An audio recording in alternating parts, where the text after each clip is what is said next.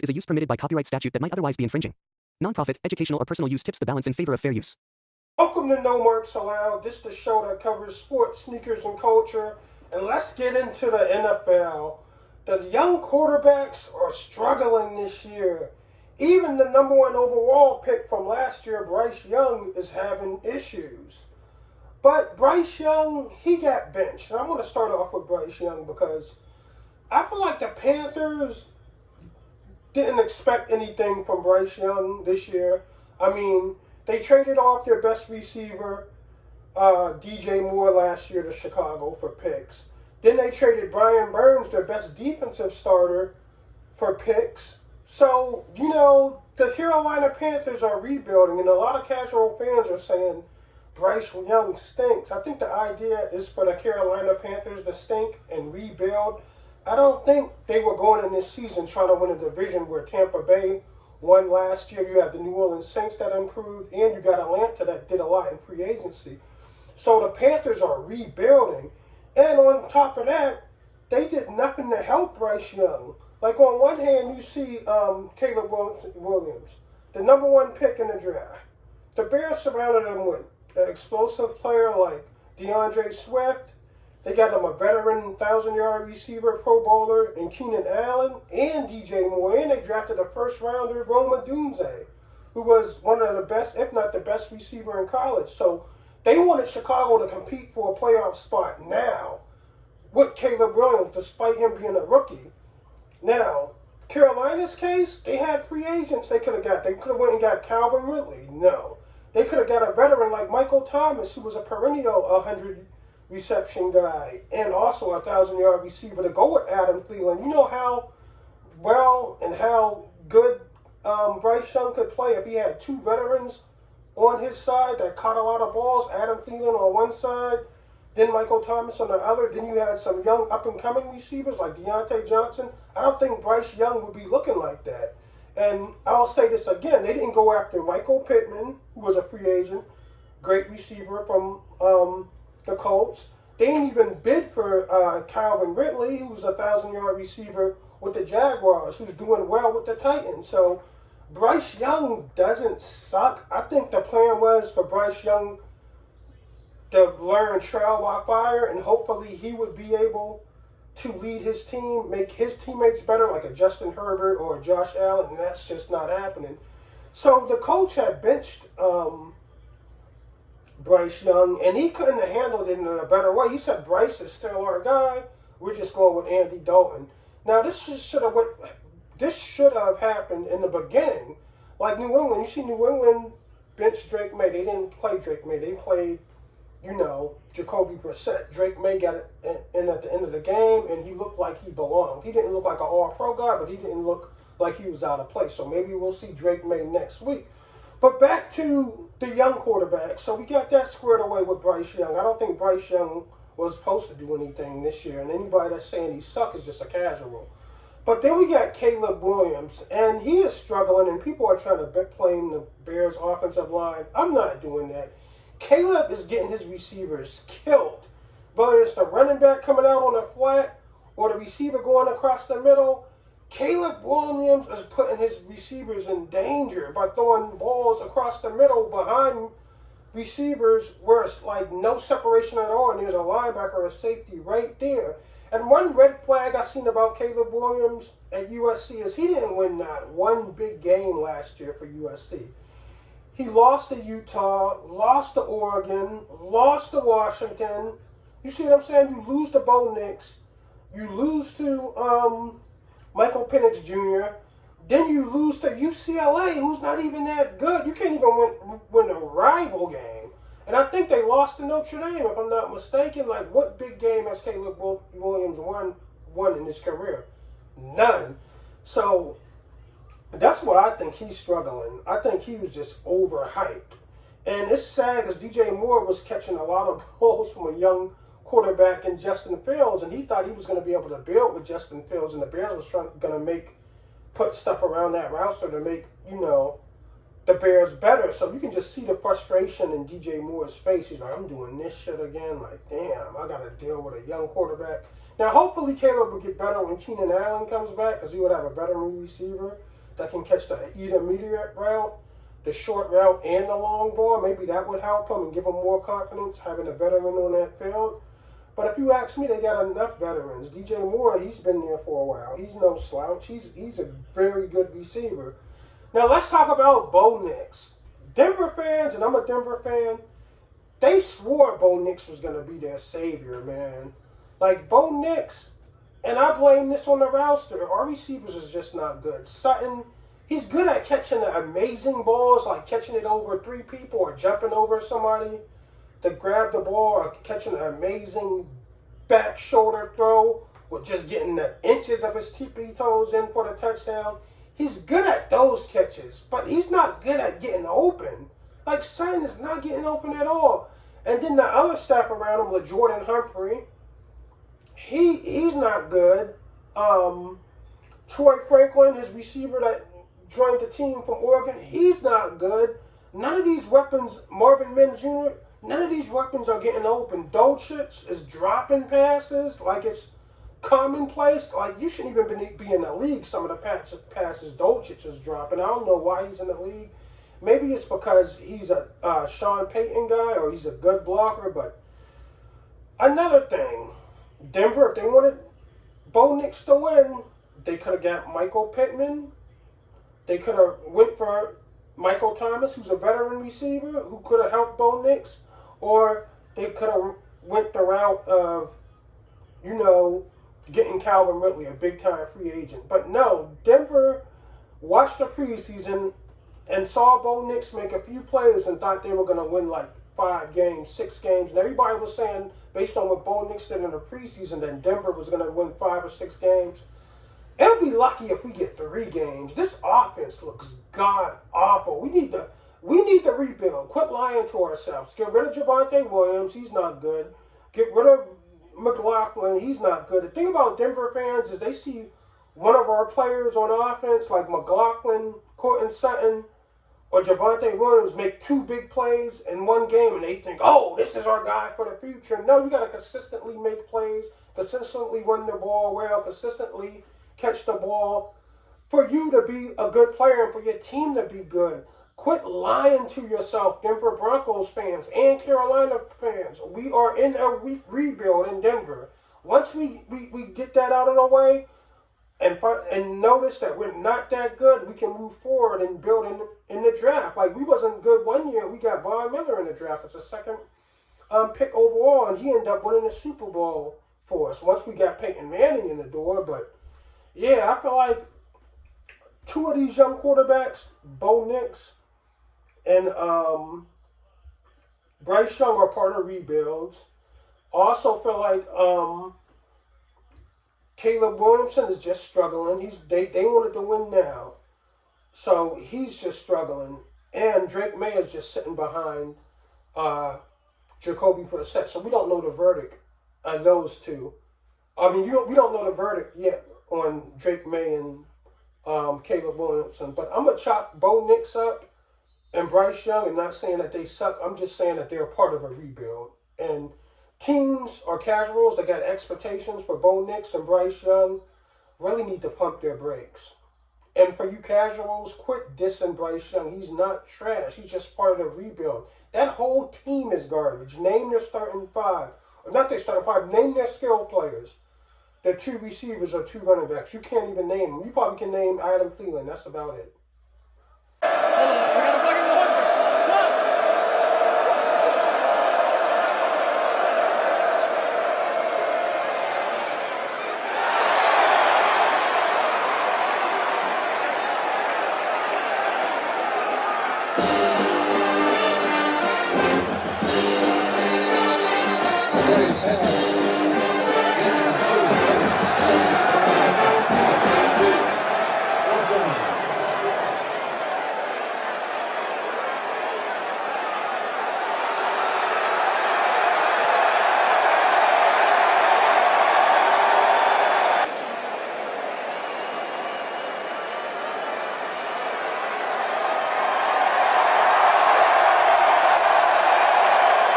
Now let's talk about the Super Bowl contenders.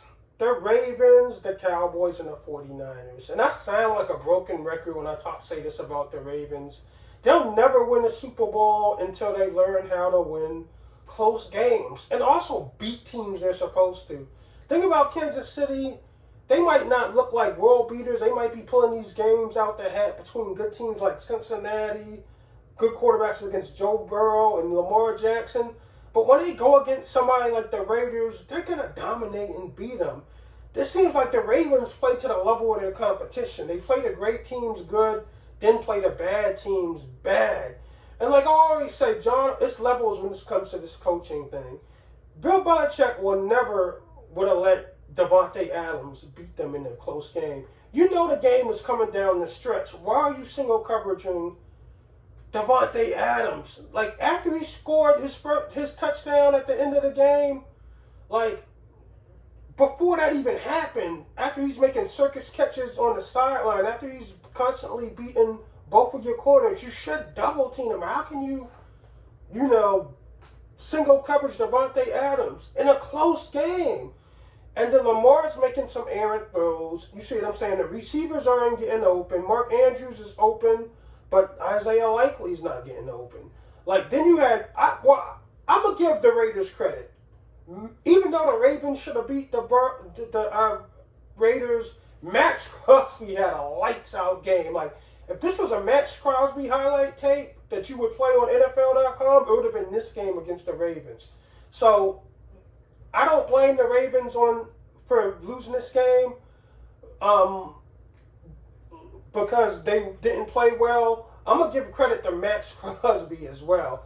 But they should have beat the Raiders. They had the Raiders beat if they had the right game plan. Because, if you got one guy like a Von Miller or Max Crosby, Khalil Mack, Joey Bosa, we know those guys can rep the game.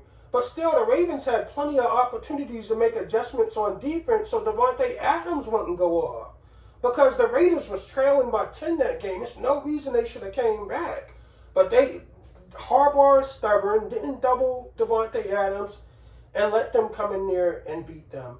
And it's funny because last season they lost a game they shouldn't have lost to a bad team like this, and it's the Browns. So when they get in the playoffs and they go against a good team like Kansas City, where they're not going to be running the ball up and down their throat, they're not going to be able to go up by 10. It's going to be back and forth. You might get stopped. Now you got to stop them. They end up losing those close games. These are the games that the Chiefs win. You see what I'm saying? And that's how the Chiefs have been to so many Super Bowls in this 5-year period. And they're on the crest for a repeat. The San Francisco 49ers, I believe they're the same way. Like, when you see them against the Jets, McCaffrey wasn't in there, but they pounded the ball against the Jets. Debo Sanders was running the ball. He was catching passes. They were up against the Jets. The defense was getting sacks. They had no problem. They go into Minnesota, a team they should beat, even if you don't have Christian McCaffrey, even if you don't have Debo Samuels. You should beat the Minnesota Vikings. This is a team you got to beat.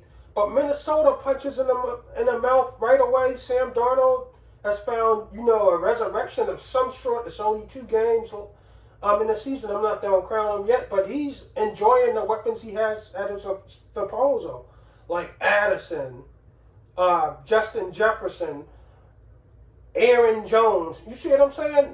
You got weapons, and Sam Darnold is appreciative of them weapons. But still, the 49ers should have been able to pull that one out. At least the 49ers wait till the Super Bowl and prove that they can't win close games. The Ravens haven't got there yet. So the Ravens and the 49ers are like the same type of team, bully teams. They can win. They look like the best teams in the world, and they're going to go to the Super Bowl, and they're going to win the Super Bowl when they're winning by 14 and 21 points. But the thing is, after the first round, most likely you're going to be in a close game. You go to the Super Bowl, you're not going to blow your opponent out.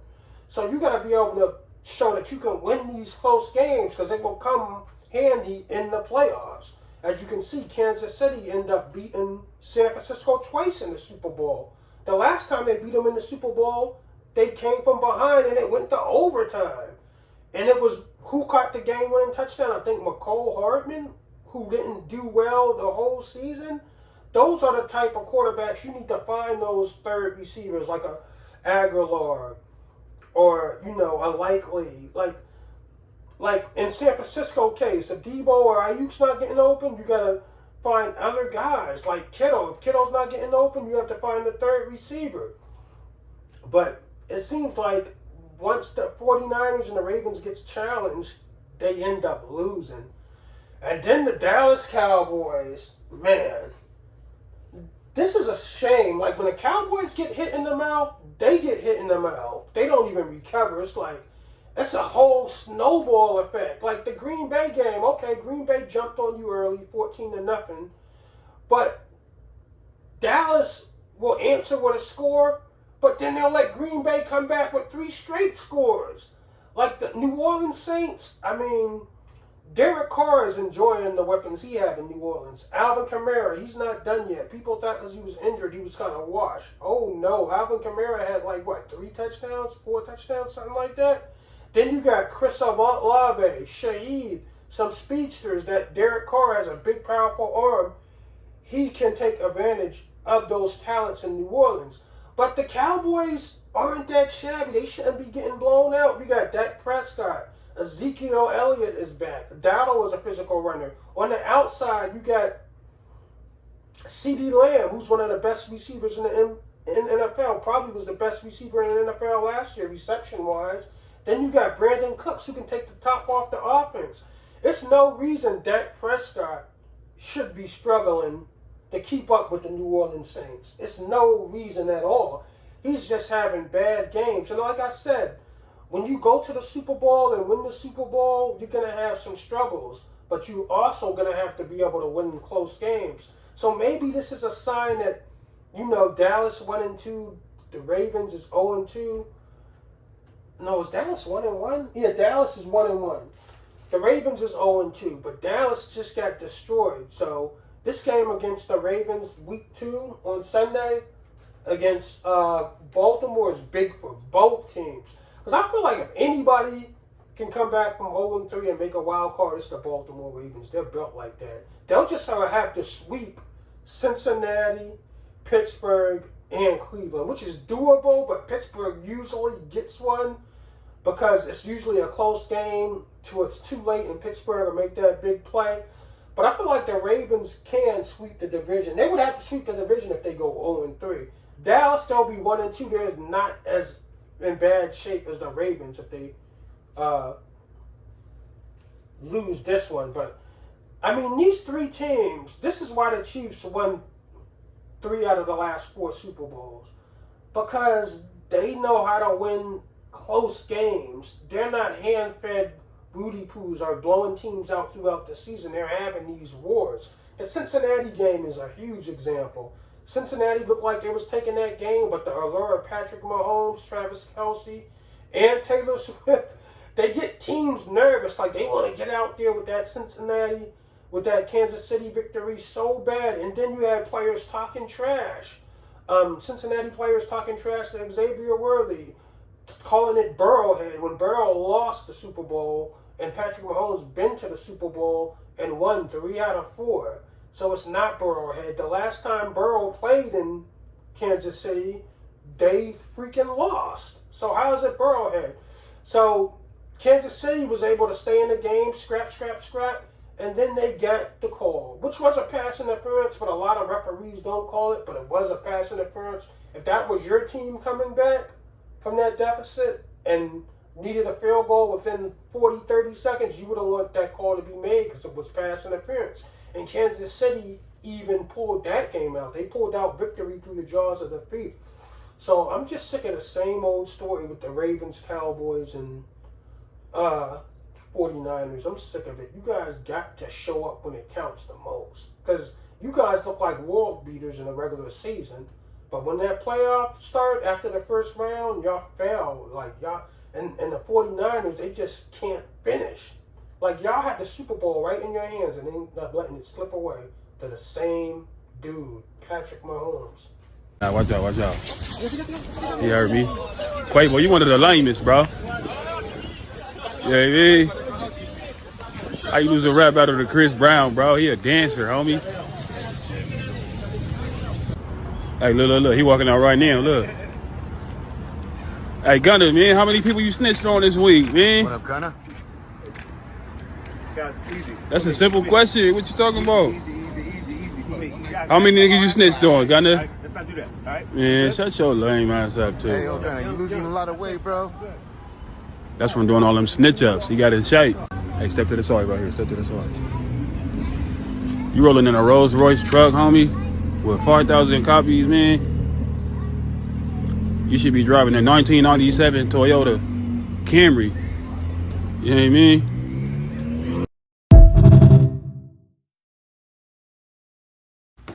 Now let's get in some culture. And Diddy finally got indicted and arrested for, sex trafficking charges, sexual assault. He had a whole federal indictment. And this is just sad because we already seen Young Thug, which is a top entertainer and one of the best rappers out, get arrested for a RICO charge in Georgia by the state.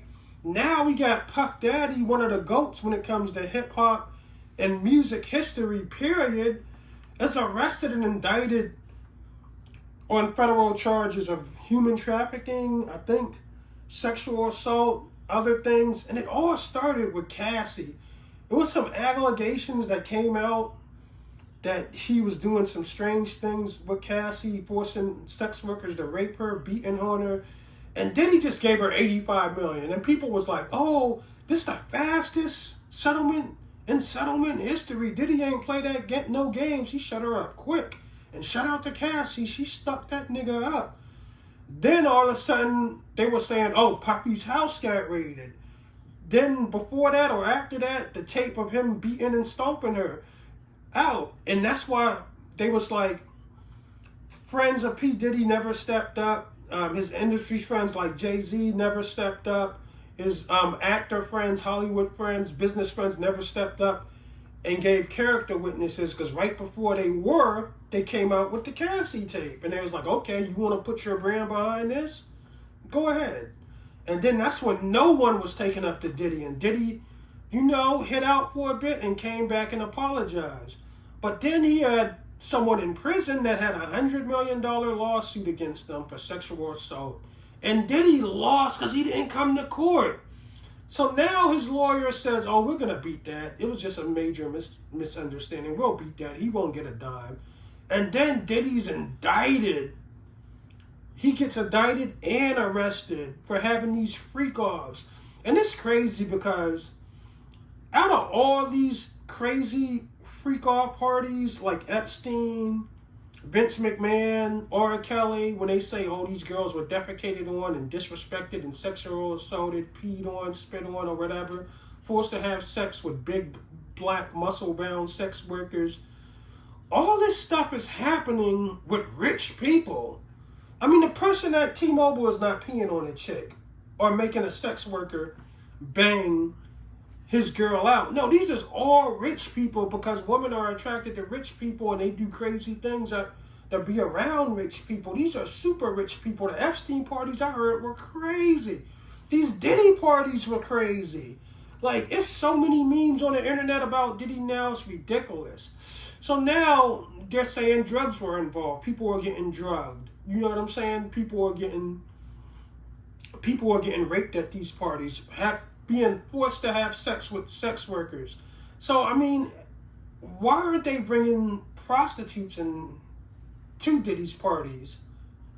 If you're going to have sex workers there, why don't you have paid call girls? Why are you bringing regular women or groupies to your parties and doing these things to them, like drugging them, having sex with them, doing bad things to them, making them have sex with sex workers without fearing a lawsuit coming down the line? Like, you didn't pay none of these women off when you did this to them? Like, have you and your homeboys and rich friends all passed these girls around and talk shit about them? And that's why they're coming back to sue you? It is crazy, because now you got dudes and women claiming that Diddy sexual assaulted you. Then they found 1,000 bottles of baby oil, dildos. I remember Cameron told a story about he went to Diddy's house with Mace and he seen a dildo in his bathroom. And Cam was like, what's this about? And Mace says, oh, Diddy is on some crazy shit. But you always heard Diddy was a shady character from the dealings he had with his artists, like Shine.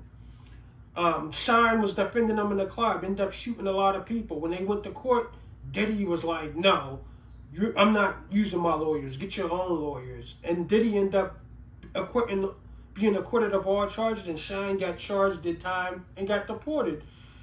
Then you had the Locks. They wouldn't give the Locks back their publishing. Jadakiss said he wanted to drop a refrigerator on Diddy's head. Then you had G-Dep. You had Danity Kane said that Diddy jerked them. Mace told people that Diddy jerked them over money. So you would always say, okay, these niggas just ain't read their contract. Diddy a businessman. But now when you see this type of stuff coming up with like these sexual assault charges, the stories of rape, and then you see him kicking the shit out of Cassie, it seems like Diddy just had too much power and thought he was untouchable, that he could pay his way out of anything, give up hush money. And then when he started doing favors for people, a lot of people were saying he was doing shady stuff like sexual assaulting them and forcing him to have sex and drugging them too. So you would think like Diddy would have sex workers that were female too. And even if he did have prostitutes that were doing illegal things at these parties, he's still getting the sex trafficking charge. That is crazy. And people always say these Illuminati conspiracies, this and that. Who did Diddy piss off that was above him? What didn't Diddy sell that made these people come up with these charges? I just think it was a snowball effect. Oh, we got enough on Diddy, let's get him. After that tape came out on Cassie, I think it was a free-for-all. But Diddy will have his time in court. Now, will Diddy plead guilty to these charges and just, forget about the big trial and do like 2 to 4 years or probation? Or do the state want him to do a hell of a lot of time to the point where you got to fight it? Because we're not offering, 2 or 3 year deal. You got to fight this. And Diddy, just like Thug, is not getting bail until this trial is over. Because, man, don't you know if they would have gave Young Thug bail money with a murder charge, Thug would have been on the first thing smoking to Brazil. Or it would have been bodies dropping like crazy. If you think bodies was dropping when they was not locked up, imagine him trying to clean up shit. That's what the DA thinking. I'm not saying Thug would do it, but imagine Thug trying to clean up stuff, fighting his case outside of court. They're saying he's too dangerous. Diddy, on the other hand, Diddy has so many resources, it's crazy. Even if they freeze his assets, he probably got cash somewhere in the back door or in the ceiling or something, or behind the walls. Because Diddy is so rich and he's a flight risk. Like they think Diddy can go on and run forever if they let him go. So his bail will be denied. He's in federal prison right now, and he's not in the best prison that it is, I don't think. Or is he in jail? They say the jail that he's locked up in is not like the best. Like he's far away from the lap of luxury that he's used to. But like I said, Diddy will be okay in jail. He probably, it's people he got in the streets telling him, yeah, you don't be all right. When you get in jail, just meet this person, hang with this person, and don't say nothing about your case. But that's crazy, man. Like, these are top hip-hop stars. People that are known across the world that's in a crazy situation that both of these cats might not get out of jail for a long time. This will be R. Kelly, legend. Young Thug, legend. Diddy, if they all three of them go down, that'll be crazy. I don't think we probably never thought we would see this again. This 2024 is crazy. Thug going back to 2023, or Kelly going back to, I don't know when he was convicted. But for these three legends to be in the position that they in is wild. No one would have ever expected it if you would have said this 5 years ago. With Young Thug, R. Kelly, and Diddy be facing decades in jail.